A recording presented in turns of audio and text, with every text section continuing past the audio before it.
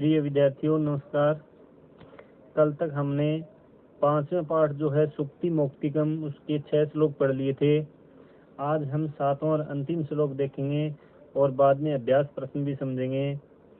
7वां श्लोक है गुणा गुणगेषु गुणा भवन्ति ते निर्गुणं प्राप्य भवन्ति दोषः आस्वाद्य त्वयः प्रवहन्ति नद्यः समुद्रम आसाद्य भवन्ति अपेय। ठीक है, भवन्ति प्लस अपेय यहाँ यण स्वर संधि है, भवन्ति प्लस अपेय। पहले गुणा लिखा हुआ है, इसका मतलब है गुण। गुणा गुण, तब तक ही गुणा भवन्ति गुण होते हैं। गुण तब तक ही गुण होते हैं जब तक कि वो गुणगेषु का मतलब है गुणों को प्राप्त करने वाले व्यक्ति में निहित होते हैं। गुण तब तक ही गुण होते हैं जब तक कि वो किसी गुणों को प्राप्त करने वाले व्यक्ति में निहित होते हैं। ते निर्गुणम प्राप्य, वे किसी निर्गुण व्यक्ति में पहुंचकर, वे गुण किसी निर्गुण व्यक्ति में प्राप्त यानी पहुंचकर भवन्ति दोषः का मतलब है दोष बन जाते हैं, दोष बन जाते हैं। निर्गुण का मतलब है बिना गुण वाले व्यक्ति में पहुंचकर दोष बन जाते हैं। आस्वाद्य त्वयः प्रवहन्ति नद्य है, यानी नद्य है का मतलब है नदियों का। आस्वाद्य का मतलब है स्वादिष्ट। त्वयः का मतलब है जल।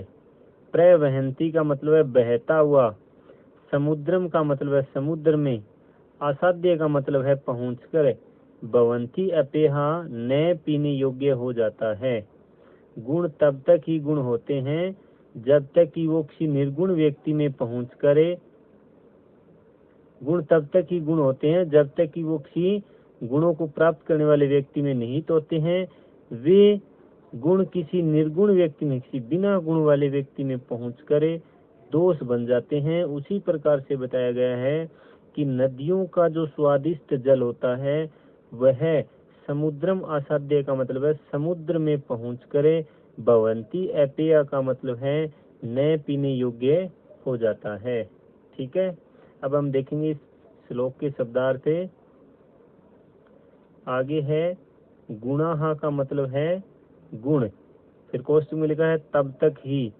गुणा गुण भवन्ति होते हैं, फिर कोष्ठक में लिखा है जब तक कि वे। गुणगेषु का मतलब है गुणों को प्राप्त करने वाले व्यक्ति में निहित होते हैं। ते मानी वे गुण। निर्गुणम का मतलब किसी बिना गुण वाले व्यक्ति में प्राप्य मानी पहुंच करे। दोषः यानी दोष। भवन्ति यानी बन जाते हैं। उसी प्रकार से ही नद्य है यानी नदियों का। आस्वाद्य यानी स्वादिष्ट। तोयः यानी जल। समुद्रम यानी समुद्र में। आसाद्य यानी पहुंच करे। अपेय का मतलब नए पीने योग्य। भवन्ति का मतलब हो जाता है। ये शब्दार्थ हो गए, ऊपर से पढ़ेंगे हिंदी अनुवाद बन जाएगा। जैसे यहाँ है गुण तब तक ही गुण होते हैं जब तक कि वे किसी गुणों को प्राप्त करने वाले व्यक्ति में निहित होते हैं। वे गुण किसी बिना गुण वाले व्यक्ति में पहुंचकर दोष बन जाते हैं। उसी प्रकार से ही नदियों का जो स्वादिष्ट जल होता है वह समुद्र में पहुंचकर न पीने योग्य हो जाता है। ठीक है, तो ये हो गए इसके शब्दार्थ और हिंदी अनुवाद भी हो गया। और आगे अब आपको हिंदी अनुवाद पढ़ाता हूँ। देखो आगे लिख रखा है, ये है हिंदी अनुवाद। गुण तब तक ही गुण होते हैं जब तक कि वे किसी गुणों को प्राप्त करने वाले व्यक्तियों में निहित होते हैं। वे गुण किसी निर्गुण व्यक्ति में पहुंचकर दोष बन जाते हैं। उसी प्रकार से ही नदियों का स्वादिष्ट जल समुद्र में पहुंचकर न पीने योग्य हो जाता है। तो ये हो गया इसका हिंदी अनुवाद। ठीक है, ये अंतिम श्लोक था। ये श्लोक लिख लेना, शब्दार्थ लिख लेना और हिंदी अनुवाद लिख लेना। उसके बाद आपको मैं अभी करवा रहा हूँ अभ्यास प्रश्न।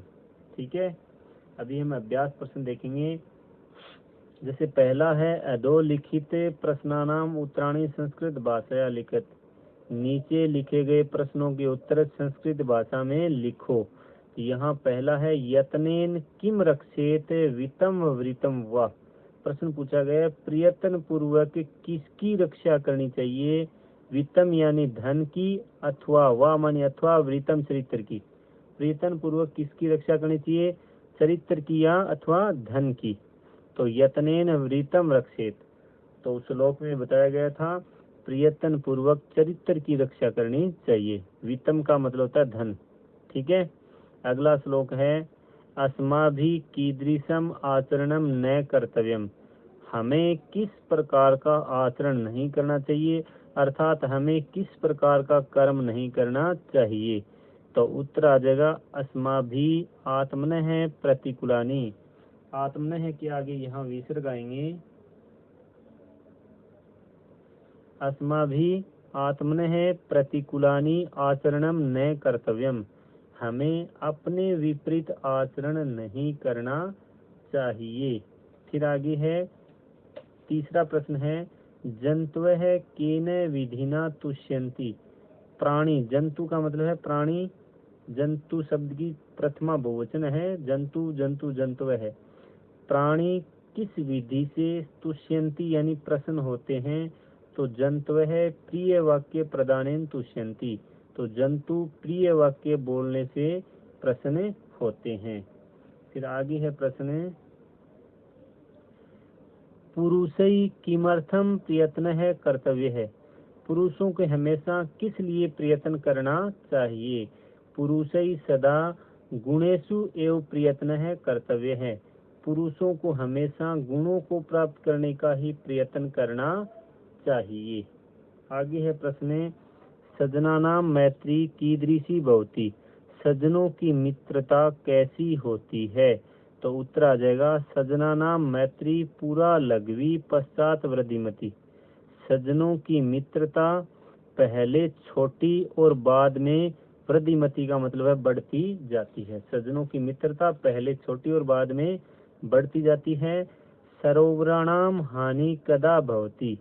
तालाबों की हानि, सरोवरों की हानि कब होती है, यदा हंसः यत्रापि तत्रापि गतः भवेयु। जब हंस जहाँ कहीं भी चले गए हों, तदा, तो यहाँ क्या आ जाएगा, तदा यानी तब, सरोवराणाम हानि भवति।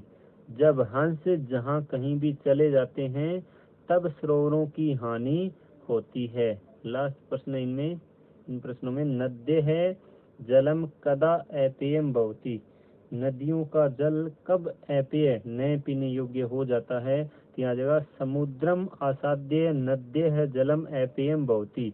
समुद्र में पहुंचकर नदियों का जल न पीने योग्य हो जाता है। ठीक है, आगे अगला प्रश्न देखेंगे। आगे है कै स्तंभे विशेषणानि खै स्तंभे च विशेष्याणि दत्तानि तानि यथोचितम योजयत।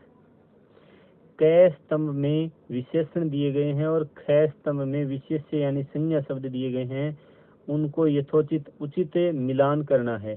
ठीक है, पहले कै स्तंभ है, बाद में है खै स्तंभ।